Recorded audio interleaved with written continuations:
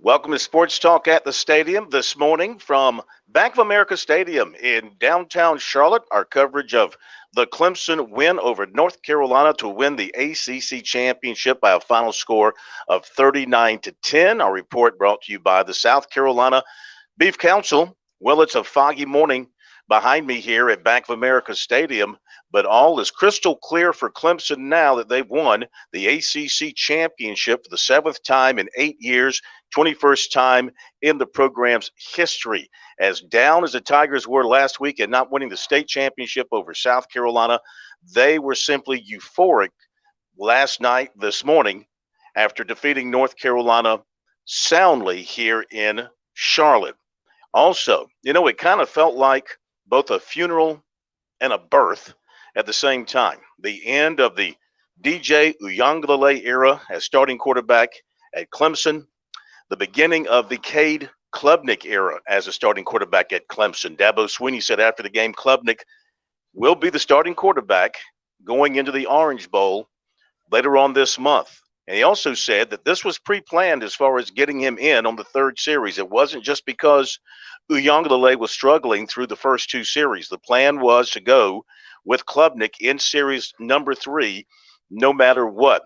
And Swinney also said he had hoped to do this back at the Notre Dame game, but that Uiagalelei kind of picked things up in that ball game, and then he played well against Louisville and then Miami, and he still doesn't put the loss to South Carolina last week on Uiagalelei's shoulders and never felt the need to make the move then.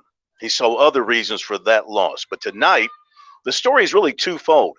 It's a Klubnik's play and the play of defensive back Nate Wiggins, who at times this season has had his issues, but tonight he was spectacular. He had interception return for a touchdown of 98 yards. That was a game record, the second longest interception return in Clemson history. He also blocked a field goal attempt, and he defended 2 other passes. So overall, he had a big night. Did not start out well for Clemson. They fell behind right off the bat 7-0 as North Carolina went right down the field with Drake May leading the offense. Tigers were down 7-0. They couldn't get anything going with Uiagalelei. The offense did not let that lead grow beyond the 7 until Klubnik came in. And as soon as Klubnik came in, he took the Tigers right down the field and led them to the tying touchdown. Then the Tigers recovered a fumble at the 23-yard line of North Carolina. They scored 2 plays later. They're up 14-7, and they're pretty much off to the races then.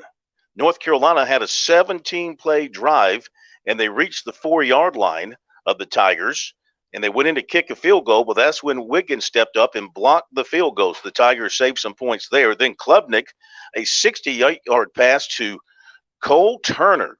Now, Dabo Swinney has talked about Cole Turner in the past, said he is someone to watch, and tonight he became the first Clemson receiver all season to have 100-plus yards in receiving. He caught a 68-yard pass down to the 1-yard line, and then Klubnik scored to make it 21-7. North Carolina drove to the Clemson 6. That drive stalled. They settled for a field goal to make it 21-10. Clemson was very good offensively in the red zone. They were 5 for 5. North Carolina was only 2 for 5 in the red zone. The Clemson defense came up with some big plays in the red zone. That was a big part of this game as well. Clemson answered that field goal, though, at the very end of the half. Potter, a 52-yard field goal to make it 24-10. That matches his career high. 24-10 at the break. Obviously, North Carolina did not score in the second half. Wiggins had his 98-yard pass interception return for a touchdown, made a great play on the ball, and took off down the sideline. There was no catching him. And then the Tigers added a 2-point conversion. So they're up 32-10 at that point. Later, Shipley scored on a 2-yard run to cap a long drive, 39-10 Clemson at that point. That's how it ended as the Tigers emptied their bench. 385 yards for Clemson. The Tar Heels had 1 more yard. They had many more plays. They won the time of possession, but again, their failure to take advantage of red zone opportunities and Clemson blocking the field goal and Clemson returning the pass interception for a score made a big difference there. The Clemson defense had 4 sacks. They forced 3 turnovers. As I mentioned, they were perfect in the red zone. I think I said 5 for 5. They were actually 4 for 4. And offensively, with Klubnik at the helm, they hit 7 big pass plays that totaled 213 yards. On the night, Klubnik, 20 of 24 for 279, a touchdown. That's a quarterback rating of 194.7. That's the highest of the season for a Clemson quarterback. He also led the team in rushing with 30 yards and a touchdown. Ngata was his top receiver, 5 catches for 46 yards. So something that Clemson fans have been calling for a long time. But Dabo Swinney turned a deaf ear to them because he did not think that Klubnik was ready. Throughout the season, Clemson fans wanted to see more Klubnik. But Swinney did not think he was ready, much as he did with Deshaun Watson and with Trevor Lawrence. He picked his time for both of them to finally step in and take over the offense. And when he picked that time and he inserted those two fellas, well, you know what happened from there. Now, it remains to be seen if the Clemson offense will take off with Klubnik at the helm. He's going to get his shot starting in the Orange Bowl down in Fort Lauderdale, and we'll see how he does at that point. But the feeling is by Swinney that Klubnik is a great talent. He's got speed. He's got the arm. He's got the savvy. He's got the know-how. He's only going to get better from here and grow into the position. As for the future for DJ Uiagalelei, he has taken this very professionally. When the change was being made, you could see him on the bench going over and shaking hands and tapping shoulder pads of the other fellows on the offensive side, kind of like saying goodbye, sort of. But he stood there the whole time throughout the rest of the game, supporting his team, coming out to the offensive huddles during timeouts and not being a bad actor. And that is something that Dabo Swinney said he is not. He's a great character person. He's going to graduate next week. He'll be the backup going into the bowl game, and then we'll see if he decides to stick it out at Clemson or try it somewhere else. Only time will tell for that. But Dabo Swinney was very enthusiastic about the future of his team coming off this championship win. He pointed out there's only one senior on the offensive line. They've got lots of young talent throughout the offensive and defensive lineups. He feels very, very good about the future.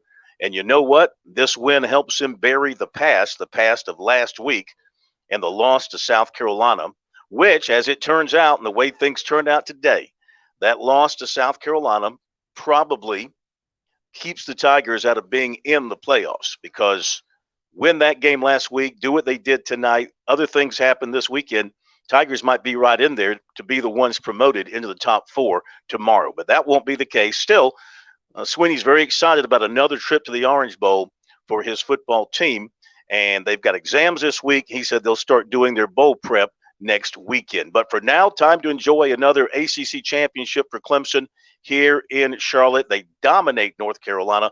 Final score of 39-10. And the Cade Klubnik era as a Tigers starting quarterback is now officially underway. We've got post-game comments on our website, sportstalksc.com. And whenever Swinney has his next session with the media to talk about the bowl selection or anything else, we'll have that covered for you as well. Thanks for joining us here. Our recap of the Clemson win over North Carolina, brought to you by the South Carolina Beef Council from Bank of America Stadium here in downtown Charlotte.